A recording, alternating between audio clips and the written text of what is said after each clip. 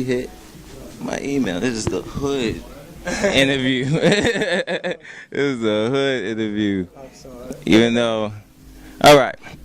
So you were born in what part of Ohio, and who was your favorite rapper growing up in Ohio? Growing up in Ohio, I was from Massillon, Ohio. Okay. It's a small town next to Canton, where the Football Hall of Fame is. Okay. And my favorite rapper growing up was Nas. Okay. Yeah, yeah. Okay. Oh, you mean from Ohio? It Yeah, doesn't matter. yeah. My favorite rapper from rappers was Bone. You know what I'm saying? Oh, Like those were my favorite dudes from Ohio. So, but as an individual artist outside of Ohio was not. So. Okay. Cool.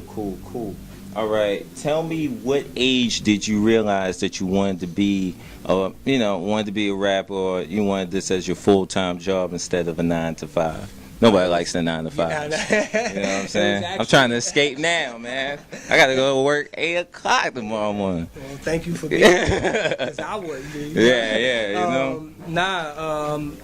It was about 2 years ago.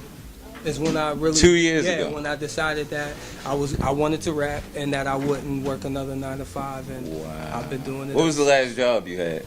I worked at A Life, a boutique, like a clothing, Oh, like yeah, a the streetwear. shirt.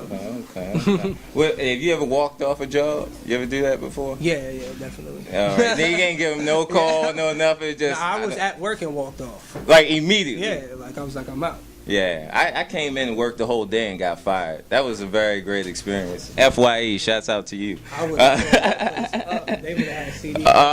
You was like, yeah, I did get them when they closed. Many CDs.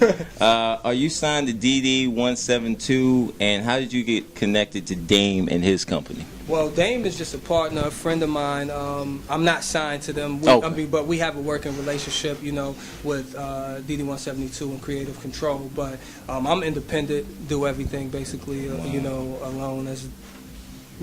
So you create the whole machine yourself. Yeah. All right, that's a fact.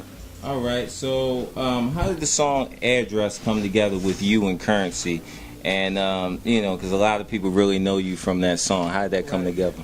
It came about, we were in Jamaica, me, him. Yeah, it looked beautiful out there. It looked beautiful out there. I've never been, but after watching that video, it makes me want to go. Please go. Jam Rock. Yeah. You need to go. And if you like Tree, they got Tree. Oh, man. I might not make it back on the joint. It might be delusional. Yeah. But nah, Jamaica is amazing. But we were down there just working, kind of getting away, vibing out, working on music, running around, making connections and different things like that throughout Jamaica. Dame got, connects everywhere. Wow. So we just really ran around the whole little island, and just enjoyed ourselves. And we wrote music as that, as we were out there. And Address just happened to be one of the joints That's Ski Beats, right? Yeah, Ski did that. It was actually probably like a beat he did 5 years ago. No. Yeah, it was. He didn't do it then. He was so taken back by Jamaica and the beauty of it that he couldn't really make a beat. So he was like, you know what? I know you guys want to work, so I'll just go into the hard drive and look for beats. So me and Ski sat there and listened to beats for hours. I picked out beats, found that beat. I went and got Currency, like, yo, you want to get on this? He was like, yeah.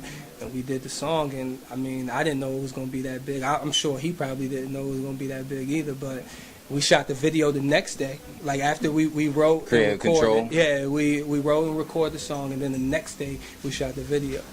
Just like that. Yeah. Walking through the streets of Jamaica and everything. It looked like it was that type of situation. Yeah, it was amazing though, man. Wow. And we went to the hood.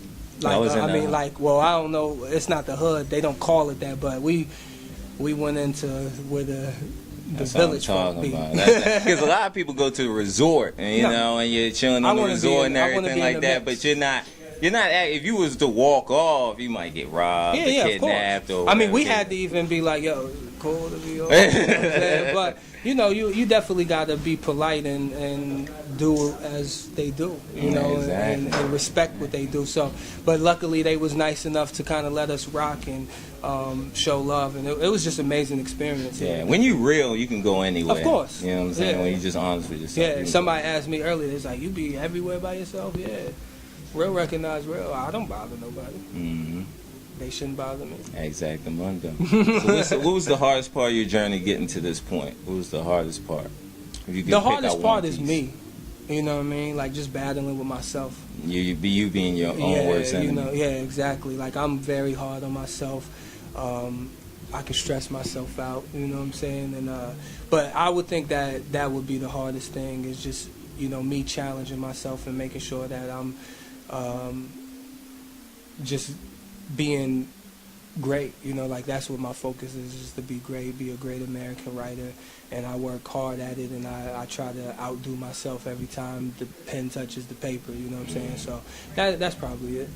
One thing I heard about this, one thing when I popped this mixtape in, I think I blew my speakers. I really think I did. It's a lot of bass, and then when I seen the show, I'm like, I don't know if it's just 808s and bass lines. I mean, so with this slap music or the intelligent trunk music, explain that concept. Like, it's banging, right? But you're coming with the lyrics. Right, and that's exactly what it is. It's just me, like I said, being me and focusing and trying to be the best writer I can be and tell, my story and just be informative. You know what I mean? I think when you're informative, you're being intelligent. You know what I'm saying? And when you're being honest, you're being intelligent. So that's what I do in my music, and yeah.